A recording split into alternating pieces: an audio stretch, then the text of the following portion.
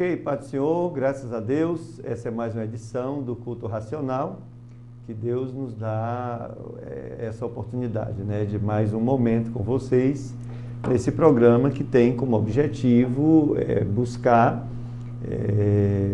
investigar na Palavra de Deus temas importantes, temas assim que podem estar trazendo certas dificuldades, até na comunidade evangélica, ou até dificuldades na sua fé. E aqui nós temos essa pretensão de discutirmos esses diversos temas e aceitamos sugestões também. Você pode acessar aí a nossa página, pode mandar uma mensagem para a gente sugerindo temas. E estamos aqui todos os sábados nesse horário com culto racional. No momento a gente está discutindo os 10 mandamentos.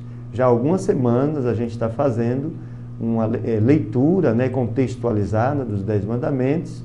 E já discutimos os diversos aspectos, né, de cada mandamento. Nos referimos, inclusive, ao que Jesus falou, que uma vez lhe perguntaram qual era o maior mandamento, e Jesus disse, olha, amarás o Senhor teu Deus sobre todas as coisas, e o segundo mandamento, semelhante a este, é amarás o teu próximo como a ti mesmo.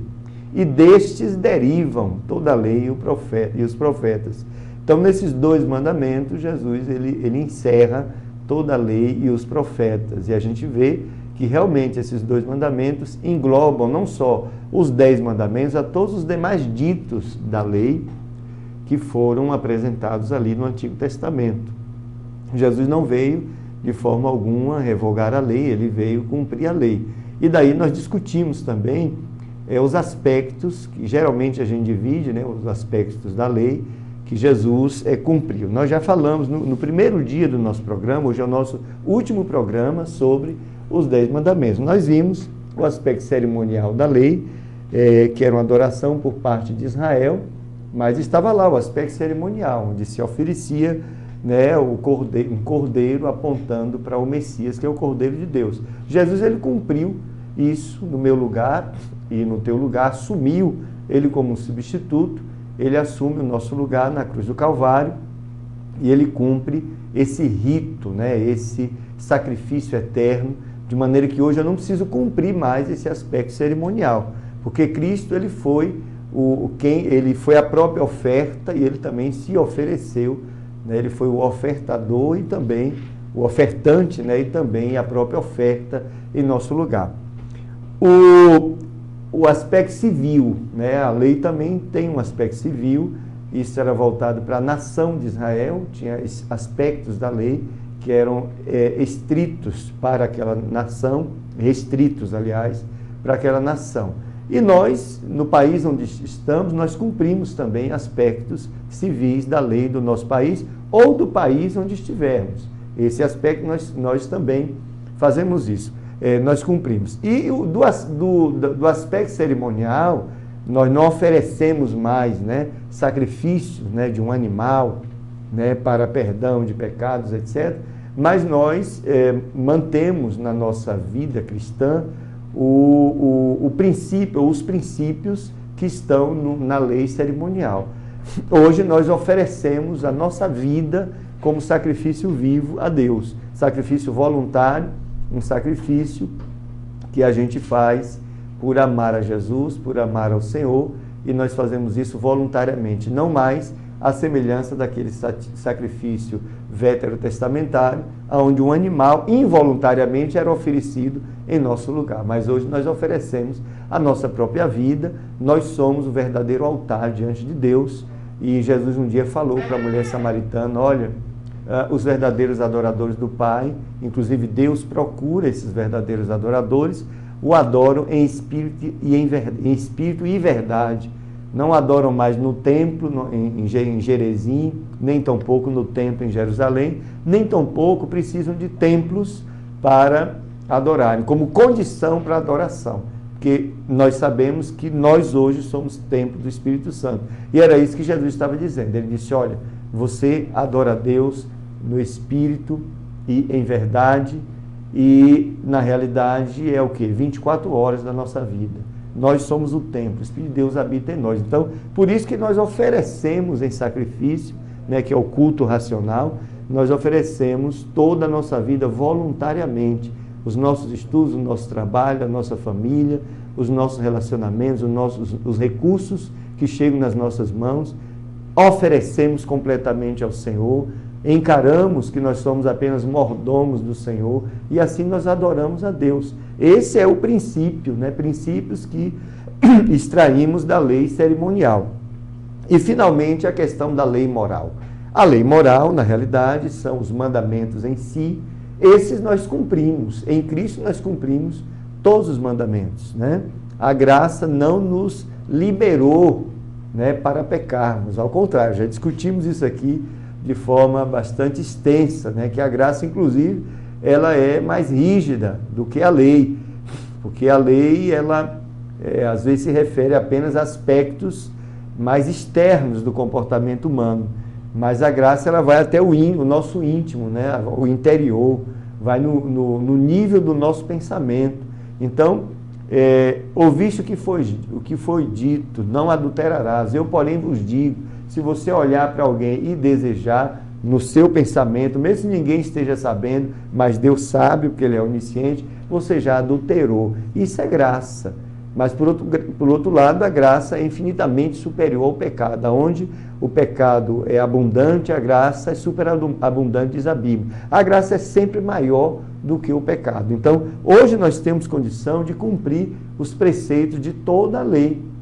Aqueles preceitos morais que ficaram, né? Os textos normativos mostram isso. Nós fazemos isso e fazemos por amor. Porque em Cristo nós cumprimos o quê? Amarás o Senhor teu Deus sobre todas as coisas e ao teu próximo como a ti mesmo. Portanto, se hoje nós temos condição, Romanos 5 diz que o amor de Deus é derramado em nossos corações pelo Espírito Santo que nos foi dado. Então hoje nós temos toda a condição, pelo Espírito Santo de Deus, de amar a Deus e amar ao próximo. E é esse amor que é o fruto do Espírito. E a medida da espiritualidade está exatamente aí no fruto do Espírito. Eu sou mais espiritual ou menos espiritual, dependendo desse fruto estar amadurecido ou não na minha vida. Então, a medida da minha espiritualidade como cristão chama-se amor. Esse amor que ama a Deus, esse amor que ama o próximo. Então, é por isso que a Bíblia diz que o amor, ele cobre uma multidão de pecados, né? Então, é nesse sentido que estamos discutindo os 10 mandamentos. E hoje a gente está já com os 2 últimos mandamentos. Não dirás falso testemunho, não cobiçarás. Eu quero convidar você, nós vamos agora fazer uma oração, depois uma leitura bíblica, e aí a gente vai avançar, fechando essa discussão dos 10 mandamentos.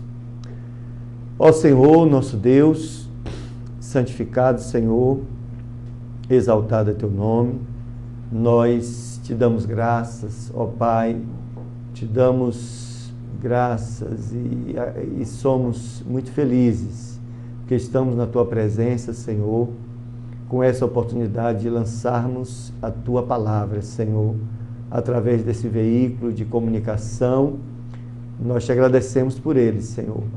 Eu quero te rogar, Senhor, pelos nossos internautas, aqueles que estão ligados agora nesse site, que sejam, Senhor, abençoados profundamente, Senhor, em nome de Jesus. Nós retiramos toda a perturbação, Senhor, todo o mal, tudo aquilo que possa estar cercando essa vida, essa família, essa casa, tudo que for maligno, nós retiramos agora, em nome de Jesus, e que o poder da Tua palavra liberte completamente aqueles que estão nos vendo, nos ouvindo, Senhor. Abençoe-os, ó Pai, ó Espírito de Deus, usa as nossas vidas, Senhor, nos ilumine, nos ensine a Tua palavra nesta tarde, em nome de Jesus. Amém. Amém, amados, eu quero convidar vocês para uma leitura que está relacionada com o que vamos discutir hoje. São 2 mandamentos. Não dirás falso testemunho, é o nono mandamento, e não cobiçarás, né? Vamos ler aqui João capítulo 8, versículos de 31 a 47. É um texto assim bastante revelador, né? E Jesus dizia, pois, aos judeus que criam nele: se vós permanecerdes na minha palavra, verdadeiramente sereis meus discípulos. E conhecereis a verdade vos libertará.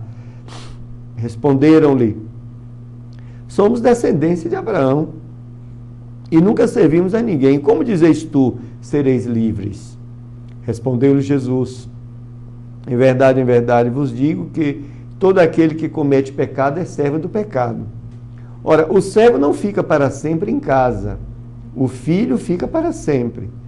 Se, pois, o filho vos libertar, verdadeiramente sereis livres.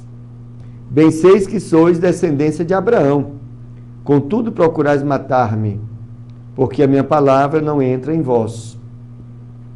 Eu falo do que vi junto de meu pai, e vós fazeis o que também viste junto de vosso pai.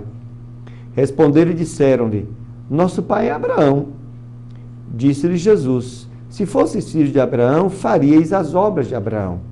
Mas agora procurais matar-me a mim, homem que vos tem dito a verdade, que de Deus tenho ouvido. Abraão não fez isso. Vós fazeis as obras do vosso pai. Disseram-lhe, pois: nós não somos nascidos de prostituição. Temos um pai que é Deus. Disse-lhe, pois, Jesus: se Deus fosse o vosso pai, certamente me amaríeis, pois que eu saí e vim de Deus. Não vim de mim mesmo, mas ele me enviou. Por que não entendeis a minha linguagem? Por não poderdes ouvir a minha palavra. Vós tendes por pai ao diabo, e quereis satisfazer os desejos do vosso pai. Ele foi homicida desde o princípio, e não se firmou na verdade, porque não há verdade nele. Quando ele profere mentira, fala do que lhe é próprio, porque é mentiroso e pai da mentira. Mas, porque vos digo a verdade, não me credes. Quem dentre vós me convence de pecado? E se vos digo a verdade, por que não credes? Quem é de Deus, escuta as palavras de Deus.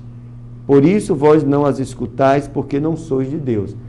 Essa foi uma discussão muito ferrenha, muito difícil, porque eram religiosos e Jesus os acusa de filhos do diabo. Incrível isso que Jesus estava dizendo. Religiosos que estavam tentando, pelo menos na aparência, eles defendiam a fé em Deus. E Jesus disse que Jesus dizia aos judeus que criam nele: se vós permaneceis na minha palavra, verdadeiramente sereis meus discípulos.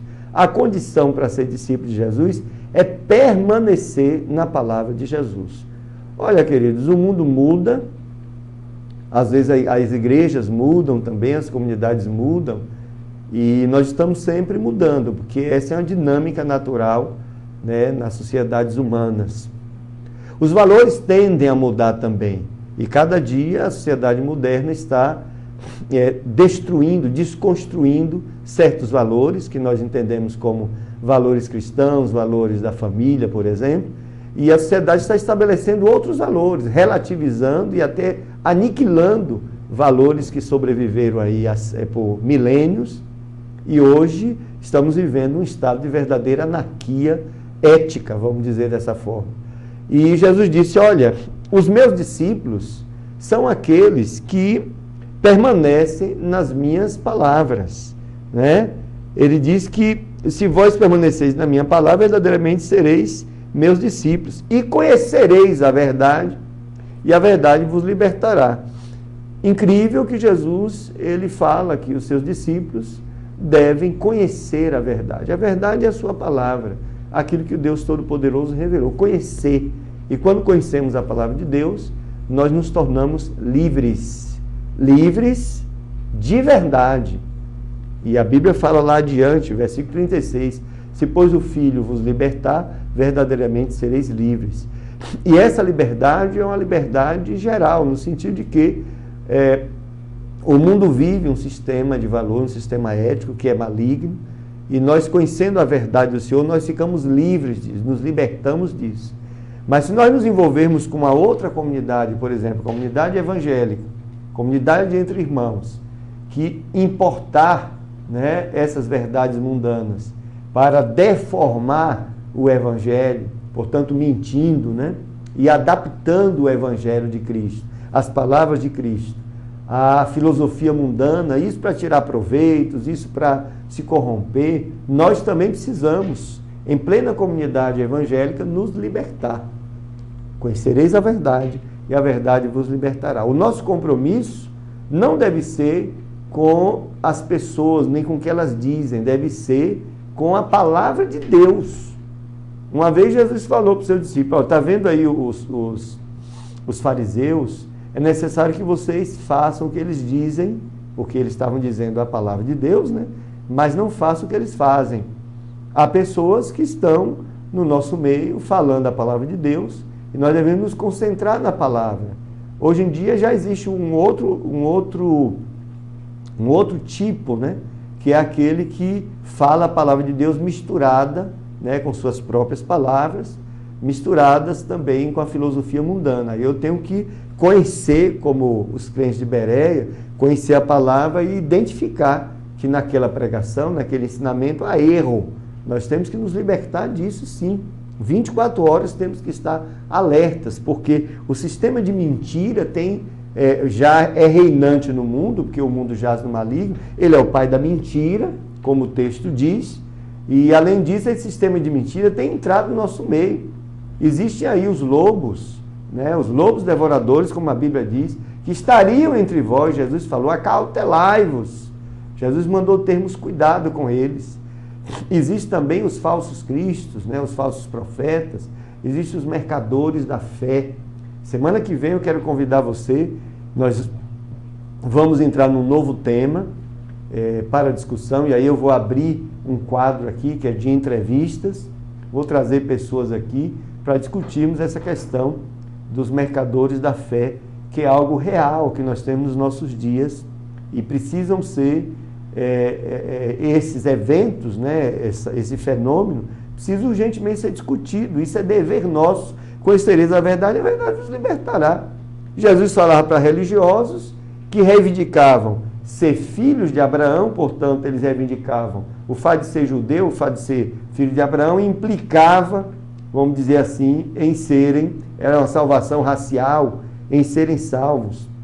Mas na prática, segundo Jesus, nesse texto, eles não eram filhos de Abraão, eles eram filhos do diabo, que praticavam a mentira, né? E Jesus falou isso, praticavam as obras do diabo. Então, Jesus, por outro lado, por meio da sua vida sem pecado, Jesus provou que ele era o Deus encarnado. E ele é o único exemplo, observe, perfeito a ser seguido, Jesus Cristo. Esse é o exemplo. Então, Jesus, ele é a própria verdade. 8,36 diz isso. E ele, portanto, é a fonte da verdade e é o padrão perfeito daquilo que é correto. Esse é o nosso padrão. Não idolatre pessoas, querido. Não idolatre seus líderes, porque são falhos e eles podem ser mentirosos, sim. Mas adore só a Deus, né? Adore o seu Cristo, como a Bíblia manda, ordena a mim e a você. Ele é o nosso padrão. O pecado nos escraviza, nos domina e ainda dita as nossas atitudes. Precisamos pensar sobre isso. Mas em Cristo nós somos livres. Somos livres em Cristo. Bom, então nós lemos isso aqui porque o texto ele fala com muita clareza que a mentira é do diabo. E aí é importante entendermos isso, porque se a mentira é do diabo, eu não devo mentir, de forma alguma. E hoje tem gente sobrevivendo com mentira, inclusive nos púlpitos, mentindo para a igreja, mentindo para os irmãos, mentindo nos relacionamentos. Se você está estudando e você pesca, se você cola, isso é mentira. Mentindo para vender um produto. Né? Um dia desse foi alguém, uma irmã, na nossa casa vender. Nós a chamamos, né, para comprar um seguro-saúde, né, fazer o seguro-saúde. Nasceu uma nova bebê, a gente tinha que fazer o seguro-saúde. E a gente tinha que responder algumas perguntas. E no meio de umas perguntas lá, a nossa resposta era sim, e a irmã recomendou que colocássemos não. Porque se a gente colocasse sim, que era a verdade, era possível que não fosse aprovada a nossa proposta. E eu intervi imediatamente e disse, não, nós vamos colocar sim, que é a verdade, e seja o que Deus quiser. Se não for aprovada a proposta, não vai ser aprovada. Como é que a senhora, que é crente, aconselha a minha esposa a mentir, para a senhora vender o seu produto? É assim que nós estamos hoje, queridos. A nossa ética é esta. Quem mente é filho do diabo, diz a Bíblia. Então não dirás mentiras. Não dirás mentiras. Uma vez, um pastor me disse, me perguntou o que é que eu achava da mentira. Eu disse, a mentira do diabo. Isso por quê? Porque no final de semana passado, a filha dele tinha sido presa, isso foi na França, porque deixou o carro na mão do namorado, que era diácono, estava ilegal no país e nem tinha carteira de motorista. E saindo do louvor, no sábado à tarde, ele estava dirigindo com diversos jovens no carro e ele atropela um motoqueiro, um francês, e claro que a polícia apareceu imediatamente. Mas antes da polícia chegar, esse irmão pediu para a moça assumir, porque ela tinha o documento francês, para ela assumir, né, a culpa de que foi ela que estava dirigindo. E falou para os jovens que estavam ali, e todos os jovens da igreja concordaram em mentir. E ele viu que tinha um francês, um jovem francês na esquina, e ele disse para o jovem, por favor, quando a polícia chegar, o senhor pode dizer que não era eu que estava dirigindo e que era ela? E o francês ímpio disse para ele, não senhor, eu sou um cidadão de bem, não vou mentir para a polícia. O fato é, a polícia chegou, mentiram e a moça foi presa. Depois o pai, pastor, teve que pagar para o advogado mentir, para tirar a filha da cadeia. E quando eu chego, logo após, no final de semana após, que fomos lá dar aula no seminário, ele me veio perguntar o que eu achava da mentira. Eu disse que a mentira é do diabo, mas ele queria justificar que a mentira foi necessária para ele livrar a filha. E citou Raabe. Mas Raabe mentiu para poder garantir, para poder proteger os espias que foram enviados, né? Eu disse sim, primeiro que Raabe não era liberta, não era crente, não era salva, e Deus não é responsável pelas atitudes dela. Segundo, ela não precisava proteger, né? Porque se o Senhor quisesse que os soldados que os espias seriam salvos ou não, Deus ia dar um escape, ou então não daria um escape. Agora, nada justifica mentirmos, porque mentir é contra o mandamento do Senhor. O mandamento é esse. Estamos contextualizando o mandamento, não dirás falso testemunho. É aí que a mentira aparece, né? Não dirás meias verdades. Às vezes a gente faz arrumadinhos, mas na realidade a gente está mentindo. A gente substitui documentos, né? A gente que trabalha, eu vi um depoimento de uma irmã que trabalhava no setor de compras ou de vendas, e na nota fiscal que colocava carne, ela colocava o valor, mas botava feijão, né? Porque o patrão dela, que era crente, mandava ela fazer isso, por causa das corrupções fiscais lá. Tudo isso é mentira. Jeitinho brasileiro que a gente faz, burlando a lei, mentindo para as pessoas, mentindo para o Estado, né? Empresas cristãs que têm caixa 2, igrejas que têm caixa 2, igrejas que lavam dinheiro. Tudo é mentira. Não dirás meias verdades. Não acrescentarás ou retirarás nada da verdade. Não acrescente nada à verdade. Cuidado. Nós de igreja temos esse costume. A palavra de Deus diz uma coisa e nós botamos uma vírgula, mas, irmão, tem que ser assim também. Deus diz uma coisa, a gente não se conforma com a verdade revelada, e aí a gente acrescenta os nossos dogmas, a gente acrescenta as nossas opiniões, aquilo que Deus disse, e muitas vezes a gente faz isso para escravizar pessoas, para calar a boca das pessoas, endemonizando pessoas que querem entender a verdade de Deus, porque a gente quer controlar as pessoas. Isso é acrescentar ou tirar coisa da verdade, quando interpretamos a palavra de Deus convenientemente para os nossos próprios deleites. Estamos deformando o Evangelho de Jesus Cristo, deformando, incluindo ali doutrinas que ele nunca disse. Jesus falou suas palavras, que são vida, os seus discípulos foram contagiados, foram libertos, e aí a partir daquele momento eles começaram a nascer de novo, né? Veio o Pentecostes e eles começaram a lançar as palavras de Jesus. E aquelas palavras foram convertendo as pessoas. As pessoas foram se convertendo, as pessoas foram sendo contagiadas. Depois de muito tempo, essas pessoas foram chamadas de cristãos.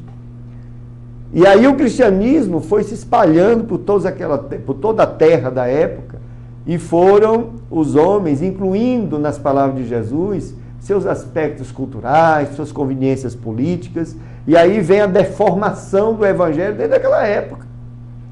E hoje, muitas vezes, a gente prega no púlpito evangelho, as palavras de Jesus, todas deformadas, dizendo coisas que Cristo não diz, dizendo coisas que Deus não disse. E deformando, muitas vezes, conscientemente, para tirar proveito, para enganar as pessoas. Isso tudo é mentira. É mentira. Não destruirás teu próximo com as tuas palavras. Nós usamos, irmãos, as palavras para destruição, às vezes para destruir vidas. Uma vez um obreiro falou comigo: ó, irmão Delcio, o esporte, eu acho que o esporte preferido dos crentes chama-se maledicência. Nós poucas vezes nos reunimos para socorrer alguém, para abençoar pessoas, para pedir a Deus por elas. Mas quando é fofoca, e às vezes a gente nem quer saber se é mentira ou verdade, a gente absorve a fofoca e sai falando mal da pessoa. E sai destruindo, às vezes, a imagem de uma pessoa. Irmãos, precisamos ter cuidado com o falso testemunho. Precisamos ter cuidado com a mentira. A mentira não pode ter sucesso em nosso meio. No lugar onde o povo de Deus se reúne, no meio da comunidade, no meio da igreja, a verdade tem que ser sempre desejada, sempre honrada. Infelizmente, muitas vezes nas nossas reuniões, não é a verdade que está sendo honrada. Não é a verdade de Cristo, aquilo que Deus revelou, a palavra de Deus. Mas as verdades que as pessoas mesmo inventam, suas próprias verdades, suas próprias vaidades. E nós precisamos reagir. A Bíblia diz, sabe o quê? Foi dito hoje aqui: e conhecereis a verdade vos libertará. Não destruirás teu próximo com as tuas palavras. Não dirás ter visto o que não vistes. E às vezes, para proteger interesses diversos, nós dizemos que vimos certas coisas que nós não vimos. Isso é mentira. Nós afirmamos, né, que vimos uma coisa acontecer, porque nosso grupo político nos orientou para dizermos assim, e às vezes é para destruir uma pessoa, destruir uma instituição. Não podemos fazer isso. Às vezes, para você garantir seu salário, seu patrão lhe chama para você ir lá na Justiça do Trabalho, depor contra o seu colega de trabalho, e esse depoimento é para falar mentiras, para que o seu colega de trabalho não seja indenizado. Cuidado, irmão. Esse não é o seu papel, não. Se for para você perder o emprego em favor da verdade, perca o emprego em favor da verdade, querido, e Deus vai restituí-lo, viu? Deus vai honrar você. Nós precisamos voltar a arriscar, né, na fidelidade do Senhor. Precisamos ter a coragem de assumir prejuízos, muitas vezes prejuízos pessoais, para ficarmos do lado da palavra de Deus, do lado da verdade que Deus revelou. Não há como eu e você permanecermos em prejuízos se ficarmos do lado do Senhor, se Deus estiver do nosso lado. A melhor coisa que pode acontecer para um homem é Deus estar do lado dele. E a pior coisa que pode acontecer para um homem é Deus estar contra ele. É o que a Bíblia diz: maldita coisa é cair na mão do Deus vivo. É importante que a gente sofra com Jesus do nosso lado, porque Ele vai nos consolar e no seu tempo Ele vai nos restaurar. É isso que a palavra de Deus ensina. Bom, nós vamos ver aqui o nosso primeiro intervalozinho. Vamos assistir um vídeo aí com a canção Adorando o Senhor. Já já a gente retorna com o último mandamento, que é não cobiçarás. Já já a gente está retornando.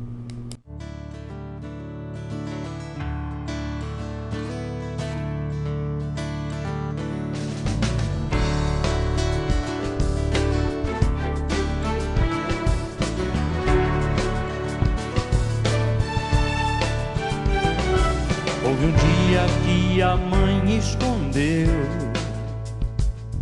o tesouro que de Deus recebeu. Foi o filho precioso que nasceu exatamente quando o rei o procurava matar. Muitas vezes é difícil mudar, há momentos que não posso escolher. São situações difíceis que me deixam sem saída, mas a vida tem que continuar. Por isso eu preciso, sim, preciso, eu preciso saber. Por isso eu preciso, sim, preciso, eu preciso saber. Minha alma agora está assim. Digo o que faço, mostra-me o rumo, o que preciso fazer.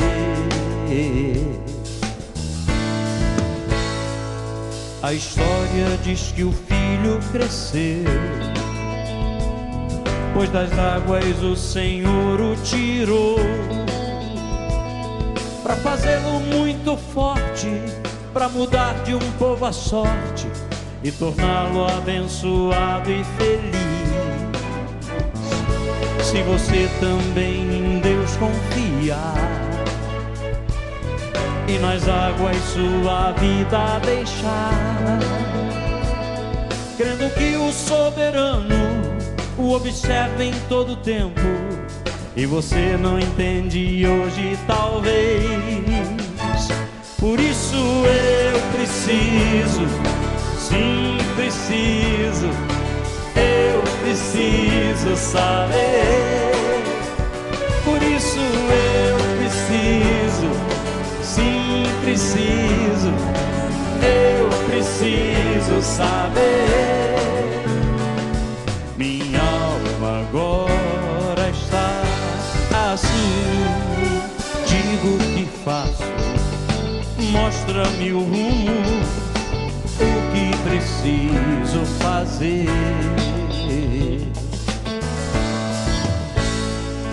A história diz que o filho cresceu, pois das águas o Senhor o tirou, para fazê-lo muito forte, para mudar de um povo a sorte e torná-lo abençoado e feliz.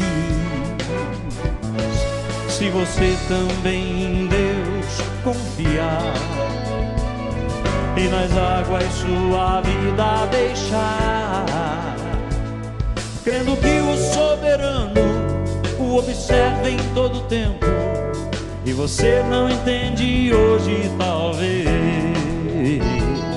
não duvide, o amanhã mostrará. Por isso eu preciso, sim, preciso, eu preciso saber. Por isso eu preciso, sim, preciso, eu preciso saber. Por isso eu preciso, sim, preciso, eu preciso saber. Não duvide, o amanhã mostrará. Não duvide, o amanhã mostrará.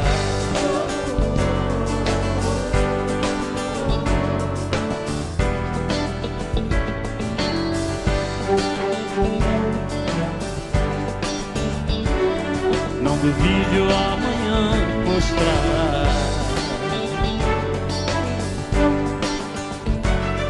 Não duvide, o amanhã mostrará. Ok, ouvimos aí Grupo Logos, família abençoada, que Deus continue usando as nossas vidas. Eu lembro desde a minha mocidade esse grupo e outros, né? Mas Logos foi muito marcante na nossa vida de jovem, e nos mostrou muito a verdadeira adoração ao Senhor, vida com Deus, e que Deus abençoe a vocês aí, que continue esse ministério na presença do Senhor. Bom, vamos retomar a nossa discussão. Estou olhando já aqui alguns e-mails de alguns irmãos que estão enviando. Nós vamos retomar a nossa discussão, já encerrando os 10 mandamentos, né? Passamos já aí algumas semanas discutindo os 10 mandamentos e hoje a gente está discutindo os últimos 2 mandamentos. O 9º, que é não dirás falso testemunho, e agora vamos falar de não cobiçarás. Não cobiçarás, incrível, não cobiçar. Incrível como essa coisa é tão sutil, né? Estava na lei. E tem a ver, sim, com pecados relacionados com o que acontece no nosso íntimo, com nossos olhos, etc. Não viverás em função do que não tens, né? É isso que leva muitas vezes a cobiça. Hoje, com o capitalismo ferrenho que se tem, até a subjetividade do homem está sendo questionada, né? Você está assistindo televisão e de repente aparece um produto, em torno desse produto, gente bonita, glamour, etc. E a pessoa dizendo, olha, compra esse produto, você precisa desse produto. Até aquele momento você não desejava aquilo, você não precisava aquilo. Mas por causa da propaganda, desse apelo, você sai correndo e vai para o shopping comprar, né? E às vezes você não tem dinheiro para isso. Mas você quer ter aquilo que quer viver em função daquilo que não tem, né? Pede emprestado, se endivida, e muitas vezes é para se exibir, para imitar o teu vizinho ou um irmão, né? Cuidado, irmãos, falsidade, hipocrisia, querendo ser quem não é. Você não é aquilo que muitas vezes você está desejando. Seja um cristão verdadeiro. Seja aquilo que Deus quer que você seja. Não deseje ser outra pessoa. Pergunte ao Senhor, que pessoa é que o Senhor quer que eu seja? E aí Deus vai lhe mostrar. E siga o caminho que o Senhor vai lhe dar. Eu tenho certeza que para cada pessoa na face da terra, para cada filho de Deus, o Senhor estabeleceu um lugar abençoado, um lugar de honra. Mas é no padrão de Deus, não é no padrão do mundo. Sabe por que muitas vezes vivemos cobiçando, vivemos correndo atrás de coisas e correndo atrás de pessoas? Porque nós estamos sendo orientados pelo curso desse mundo. Olha só, nós não podemos ser enganados por esse mundo, nós já temos discernimento de Deus. Se o Espírito de Deus está em você, olha o que Paulo diz, Efésios capítulo 2, e ele vos vivificou, estando vós mortos em ofensas e pecados. Observe que ele está falando do passado, em que noutro tempo andaste segundo o curso deste mundo, ou seja, a forma do mundo pensar, do mundo ser, segundo o príncipe das potestades do ar, que é o diabo, do espírito que agora opera nos filhos da desobediência, entre os quais todos nós também, antes, andávamos nos desejos da nossa carne. Observe, fazendo a vontade da carne e dos pensamentos, e éramos por natureza filhos da ira, como os outros também. Mas essa aqui é a condição anterior. Hoje nós vivemos em Cristo. Hoje já fomos libertos de tudo isso. Não precisamos viver mais segundo o curso desse mundo, segundo a lógica desse mundo. Eu conheço pessoas que elas precisam, para satisfazer o seu ego, a sua vaidade, porque estão engoldadas, né, pelos desejos lá mundanos, elas precisam todo semestre trocar de carro. Não é todo ano não, todo semestre. E se vir um irmão que comprou um carro agora, ela compara com o carro que tem. Se esse carro que tem for de uma marca ou um valor inferior, ela vai trocar esse carro para ficar sempre acima do irmão. Não importa se vai se endividar, não importa se vai ter problemas para pagar, não importa se vai pedir empréstimo, mas ela vai querer viver aquilo que ela não é, vai querer viver em função do que não tem. Não desprezarás o que tens, irmãos amados, né? Falta de humildade. negação das raízes. Eu não posso desprezar, né, o que eu tenho. O que eu tenho foi Deus que me deu, através do meu trabalho, através dos meus esforços. É bênção de Deus. Eu posso entender aquilo como representante da provisão divina. Muitas vezes a gente chega na casa de cristãos por aí e parece uma casa de ímpio. Até na hora da refeição, né? As pessoas sequer se reúnem, fazem os seus pratos e parece que são animais irracionais, se desesperam num prato de comida e sequer entendem que aquilo ali é bênção de Deus. É o Senhor nos abençoando no dia a dia, né, através da provisão, nos sustentando, nos abençoando, mantendo a nossa sobrevivência. Que cristianismo estamos vivendo, queridos? Que coisa horrível! Não desprezarás o que tens. Você tem uma família, não deseja uma outra família, não. Você tem o que Deus te deu, honre isso, sede agradecidos. Devemos ser agradecidos, né, como a Bíblia diz. E muitas vezes, o fato de eu não ter aquilo que eu desejei, que eu cobicei, eu fico até criticando a Deus. E esqueço a grande bênção que Ele está me dando 24 horas, né? O trabalho que Ele está tendo para me manter vivo, as agências divinas. O irmão está tendo uma vida normal, eu quero lhe dizer que o povo de Deus aqui na terra, o fato do povo de Deus ter uma vida normal, isso é um milagre. Sabe por quê?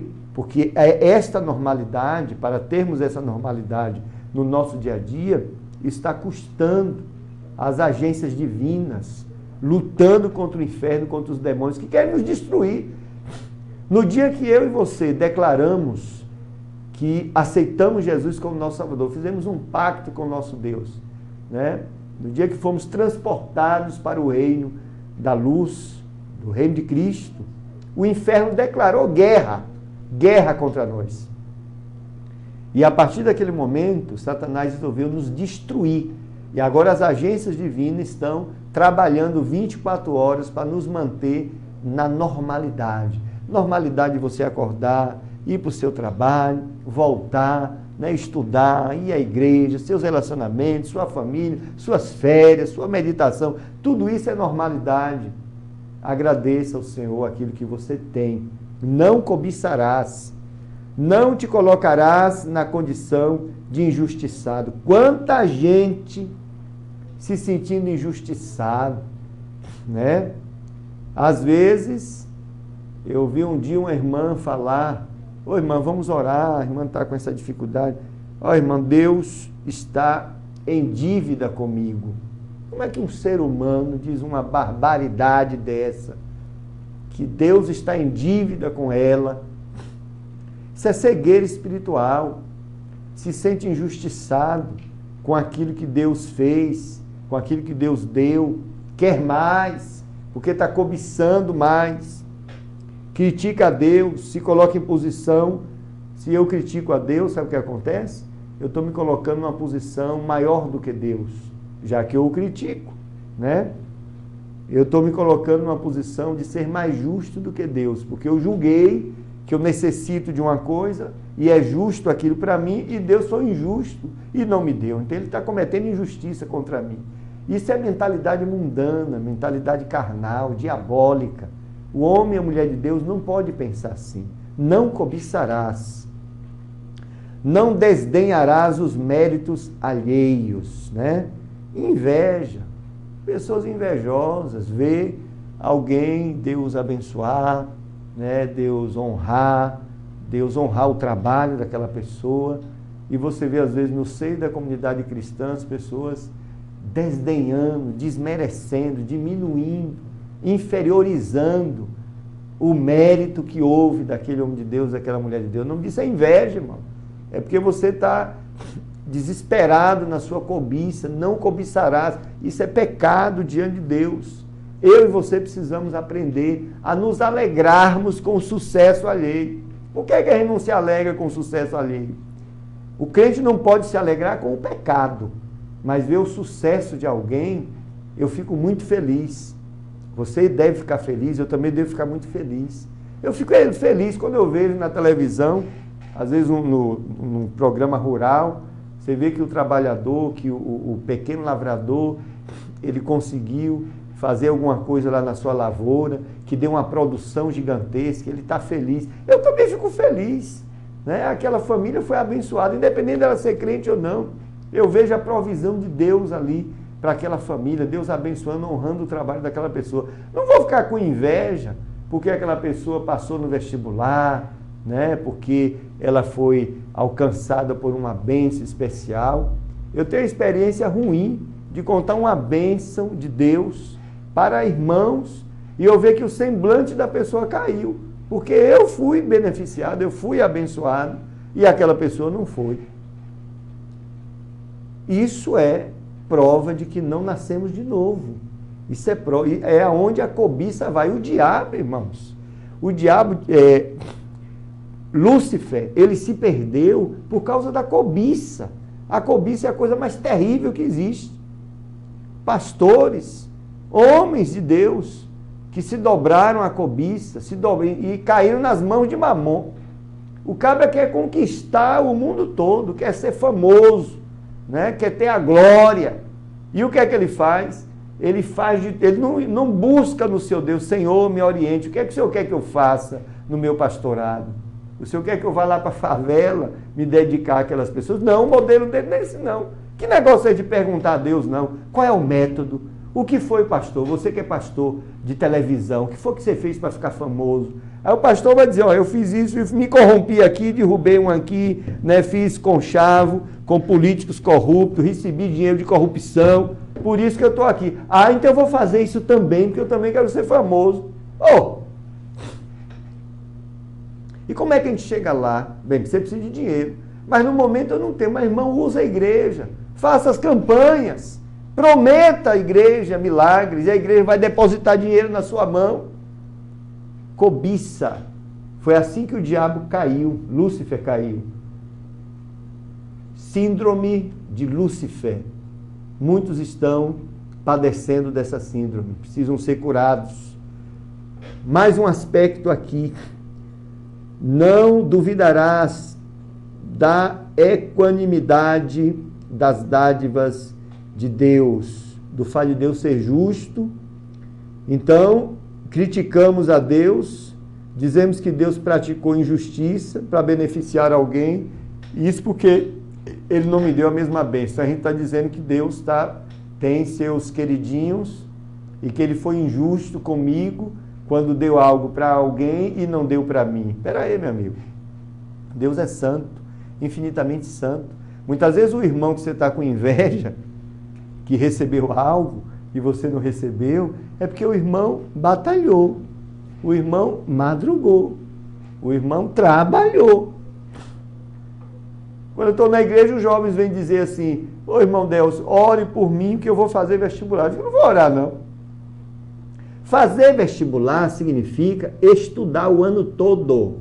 Estudar, virar as noites necessárias, estudar tudo de todas as disciplinas para poder fazer o vestibular. Se o irmão não estudou, não peça oração. Deus seria injusto se passar você no vestibular sem você estudar e reprovar, colocar você no lugar de uma pessoa que nem é servo dele, mas que cumpriu a justiça, estudou. Deus não vai tirar um que estudou para botar você no lugar dessa pessoa, você que não estudou. Deus é justo. Então, antes de criticar Deus, antes de dizer que Deus está sendo injusto, olhe para você mesmo, né? Se você quer oração para o vestibular, a oração vai servir, sabe para quê? Para você ter tranquilidade na hora, a presença de Deus, para você não dar branco, né? Para você não se desequilibrar emocionalmente, para Deus lhe dar a presença dele. Isso aconteceu comigo quando eu fiz vestibular. Agora, não para você adivinhar as questões, os assuntos que você não estudou. E isso é que é ser injusto. Mas tem gente invejosa, cobiçosa, que vê o irmão alcançar determinados padrões de vida e até de espiritualidade.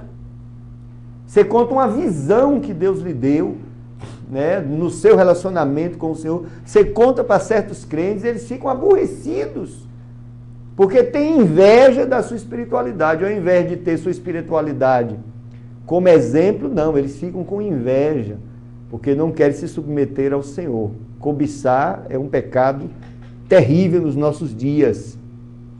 Dizer que Deus não é sábio e que Ele não é justo, reivindicando, né, aquilo que você acha que Deus deveria dar para você e deu para outro.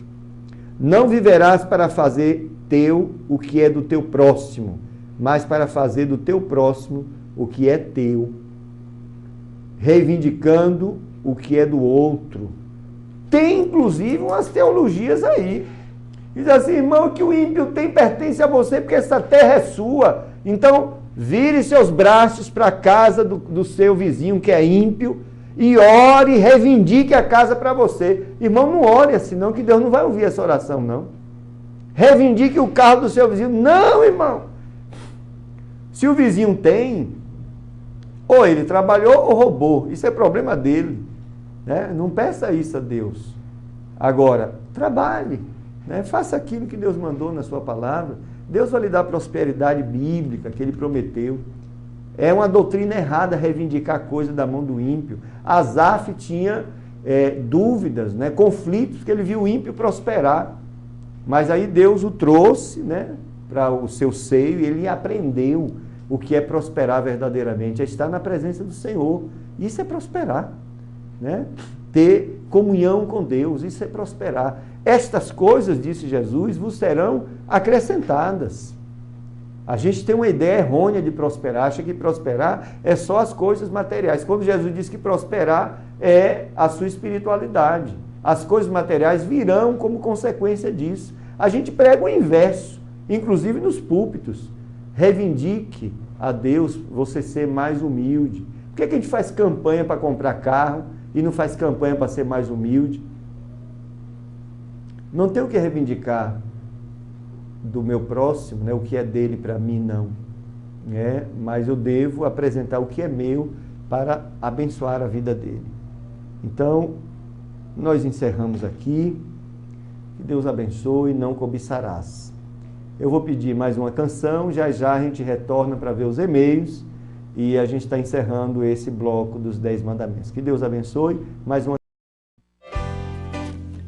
A Ele, somente a Ele, seja a honra, a glória e o louvor para todo sempre. Ó profundidade das riquezas, tanto da sabedoria quanto do conhecimento.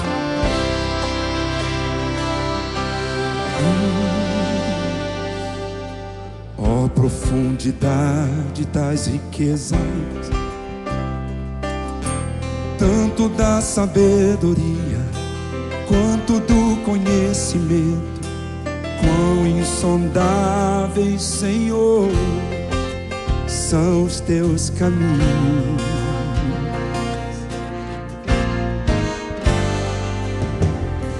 Conhece a mente desse Deus, não há outro igual a Ele e ninguém acima dele, porque por Ele, pra Ele são todas as coisas. Levanta suas mãos. A Ele a glória,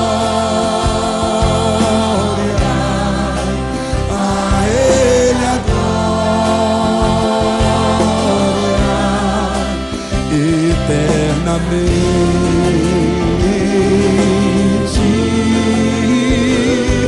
Amém. A Ele a glória, a Ele a glória, a Ele a glória, eternamente.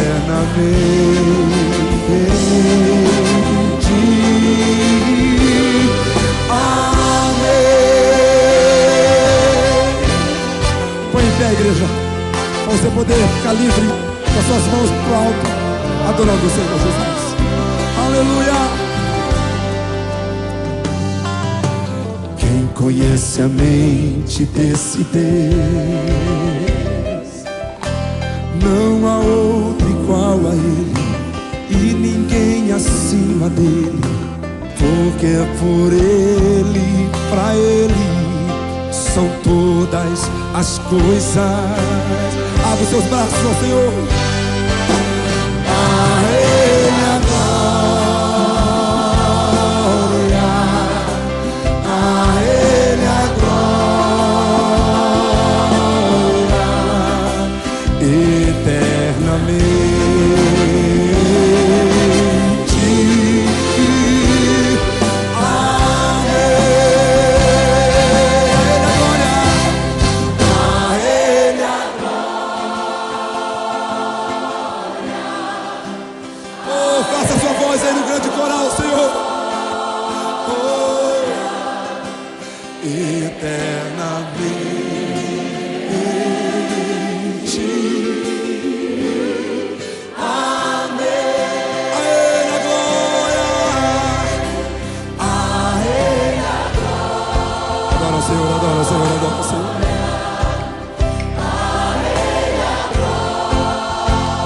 Começa a curar no meio do seu povo, Senhor. Aleluia.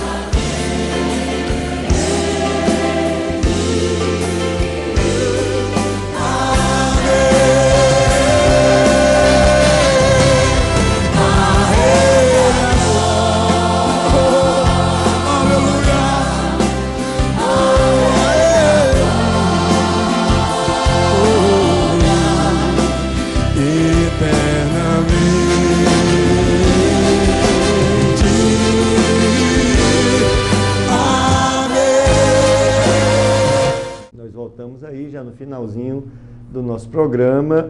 Eu queria agora ler aqui alguns e-mails dos queridos que estão nos vendo e também vamos orar para aqueles que estão nos pedindo oração. Mas antes eu queria convidar você para estar conosco. Na próxima semana nós vamos abrir aqui um novo quadro, um quadro de entrevistas. Nós vamos convidar um teólogo amigo, um teólogo importante aqui, que vai discutir uma questão que está perturbando no momento a cidade, que é a questão dos mercadores da fé. É um tema recorrente, é um tema importante, né, nos dias de hoje, e nós vamos aproveitá-lo para ele discutir o significado de oferta, né? Você que tem dúvidas sobre o que é oferta, o que é dízimo, voto, você venha para cá que nós vamos fazer uma discussão importante, uma discussão teológica, a partir da semana que vem. Semana que vem já estaremos aqui com o Emerson Leme, ele vai estar aqui conosco, né, numa discussão importante. O Facebook dele está cheio de mensagens, ele está sendo assim, de certa forma, combatido, né? Está havendo uma certa inquisição para que Emerson não fale certas verdades, quando até a Constituição brasileira nos garante, né, a liberdade de expressão. Nós vamos trazê-lo aqui e eu vou estar inquirindo, perguntando a ele o que é que está acontecendo. E vamos aproveitar e vamos aprender sobre oferta, sobre dízimo. Eu quero convidar você, a partir de hoje a 8, nós teremos aqui a abertura do quadro, discutir sobre mercadores da fé, lobos devoradores, que estão lá na palavra. O próprio Jesus disse: acautelai-vos dos lobos devoradores. Convido a você. Bom, Eliseu, né, manda abraço para a Feira de Santana, irmão Eliseu, pastor Adiel de Santana, da Igreja Batista Emanuel, em Alagoinhas, Simone Assis, também manda um alô, Yuri Henrique, Carlos Gomes Belarmino pede oração. Já já eu vou abrir aqui o e-mail do Carlos Gomes, vou fazer essa oração para a gente encerrar. O irmão Eliseu Ferraz, Colinas do Tocantins, está ali em Tocantins, tá? Amanda Aquino, oração pelos pais, pelos irmãos dela e por ela. Nós vamos fazer essa oração, vamos abrir aqui mais um e-mail. Beth Mendes, verdade, viu, meu irmão? Amém, minha irmã Beth. Obrigado aí pelo seu apoio. Danilo Cerqueira, querido pastor, ore por meus pais. Eric Cerqueira, oração. Eric Cerqueira é o pai de Danilo e Marcela. Eric e Marcela são os pais, pois são dois crentes vivendo no mundo do pecado. Ore para eles se libertarem. Vamos orar, libertação por esse casal. para que Deus, né, o liberte. Já já estaremos fazendo essa oração. Tem aqui diversos e-mails. Eu estou ali correndo contra o tempo. Laudelino Andrade, muito bem, pastor. Tem muito engano mesmo, temos que vigiar. Amém, querido. Deus abençoe. Se mantenha na presença de Deus. Está aqui, Rubem. Mas ninguém é forte, pastor. Lembre da palavra. Quem for forte, que diga, sou fraco. E o fraco diga, sou forte. Pois é, né? Temos que ser fortes para combater esse mal, né, que está entrando aí no meio evangélico. Flávia, excelente mensagem. Vou divulgar. Amém. Obrigado, Flávia. Deus te abençoe. Obrigado pelo apoio. Bom, vamos lá. É lá. Peço oração por minha vida espiritual. Vida espiritual da irmã é lá. Por minha vida espiritual, meu relacionamento com Deus está frio. Às vezes me sinto só. Querida, Deus está com você. Reaja, reaja. Quem tem mais interesse na irmã crescer na sua vida espiritual, quem tem mais interesse de lhe libertar, lhe tirar de todas as amarras, é o próprio Deus. Ajoelhe, faça uma oração sincera e Deus vai lhe responder hoje mesmo. Faça isso com fé. Ele é que tem mais interesse em restaurar a sua vida. Não se sinta só, não. Ele está aí e mais uma miríade de anjos, né, lhe protegendo. Mas acabo me distanciando, me distraindo com o trabalho e estudo. Estudo e trabalho não deve atrapalhar a sua vida. Eu estudei, até hoje estudo, trabalho, e isso para mim é obra de Deus, né? Eu entendo como obra de Deus. Então é mais um instrumento, estudo e trabalho, são instrumentos para nós darmos testemunho, né? Para que os homens vejam as vossas boas obras, como diz a Bíblia, e glorifiquem o vosso Pai que está nos céus. É assim que funciona. Acho que mergulhei neles e deixei mais de buscar o Senhor, mas sei que é minha razão de viver, etc. Amém. Continue na sua razão de viver, que é Cristo. Agora reaja, ore, pegue os livros para estudar, antes ore, né? Quando chegar no trabalho, faça uma oração, organize seu tempo, e Deus vai continuar lhe abençoando, e você vai perceber, né, a presença dele em sua vida. Aqui no teu nome. Mas e quando esse sentimento de ciúme, inveja, cobiça vem brotando no coração, se repudiamos, mas ainda sentimos, o que fazer, amado? Amada ou amado que mandou essa mensagem. O que fazer é buscar em Deus a libertação. Leitura da palavra de Deus. Aqui, ó, o Senhor revelou o caráter dele. É claro que a pessoa se converte e não fica imediatamente, não muda os valores, não. A pessoa vai ter que aprender na palavra. Se submeta à palavra de Deus, mergulhe, coma a palavra de Deus 24 horas. Ela é vida e ela vai lhe convencendo, o Espírito de Deus vai lhe mostrando e a irmã vai começar a ouvir a voz do Espírito, ele vai transformar seu coração. O caminho é a palavra de Deus. Não há outro caminho, não. Não é mágica, não. Ore, converse com o Senhor. Quando pegar a palavra, o Senhor fala no meu coração, transforma meu coração. É assim que funciona. Vida cristã é 24 horas, é dia a dia com Deus. Simone, a paz, amados irmãos. A paz do Senhor, irmã Simone, Deus abençoe. Bom, e finalmente nós temos aqui Hilda Albuquerque. Peço oração por minha casa, os pastores e os evangelistas. Certo. Hilda. Oração pela casa dela e pelos pastores. Tá bom, e agora eu vou entrar no e-mail lá de Carlos, para nós fazermos oração de encerramento. Carlos Gomes Belarmino. Agradeço a vossa oração, obrigado. Peço a vocês orar para a minha família, aqui é a família dele, meus irmãos, minha irmã. Estava querendo comprar veneno para se matar.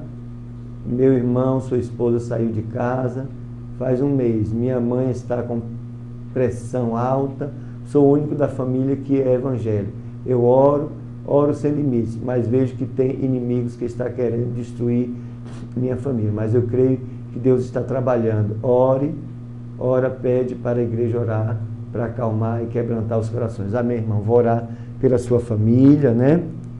Eu quero dizer para o irmão que eu fui o primeiro da minha família a se converter. Me converti aos 17 anos de idade, na mesma noite que eu me converti, minha mãe me mandou embora de casa, eu me mantive firme com o Senhor Jesus, Ele me abençoou em todos os sentidos, fui muito abençoado ao longo de muitos anos, Orei por minha mãe 20 anos. Hoje ela é crente da Assembleia de Deus, hoje é uma serva do Senhor. Muitos membros da minha família se converteram. Hoje sobram poucos que ainda não se converteram. Fique firme, né? Deus vai salvar a sua família, Deus vai abençoar a sua família. Depende muito também da sua oração, viu, irmão? Ore, busque ao Senhor, pregue o Evangelho, não se desespere. Eu vou orar agora e eu quero que você me ajude a orar para repreender esse espírito de suicídio. Esse espírito está destruindo o lar da sua irmã. Vamos fazer isso agora, vamos orar, portanto. Deixa eu só ver se tem um último aqui. Tem um últimozinho aqui, ó. Glória Costa, que Jesus continue sendo a nossa âncora, pois sem Ele nada somos. Bom final de semana. Obrigado. Vamos lá. Senhor, nosso Deus, eu te agradeço, Senhor, pela oportunidade, Senhor, de te servir, de estar aqui neste lugar, buscando a tua face, Senhor.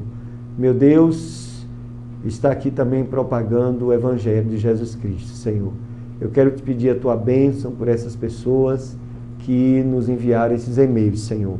Apresento aqui Amanda Aquino, apresente, Senhor, a tua serva, abençoe, meu Deus, só o Senhor sabe da sua necessidade, Senhor, os irmãos delas e os pais delas também, que sejam abençoados, Senhor, em nome de Jesus. Pai, Henrique, Cerqueira e Marcela, são os pais do teu servo. Eu te peço libertação, Senhor.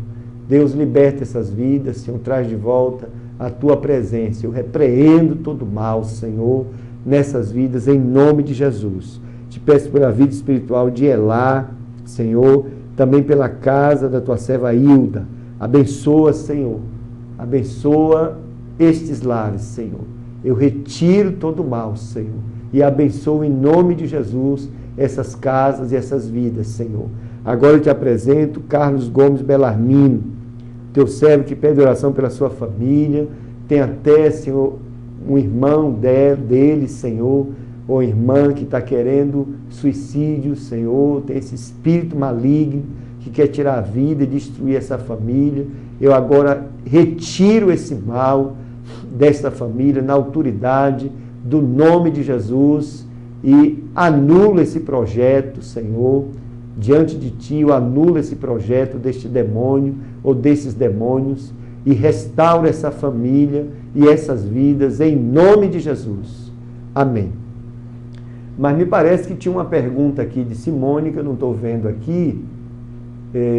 A irmã Simone fez alguma pergunta, eu não vi a sua pergunta. Então, vou deixar para responder na próxima semana. Vamos encerrar, que Deus abençoe. A paz do Senhor, até a próxima semana. Muito obrigado.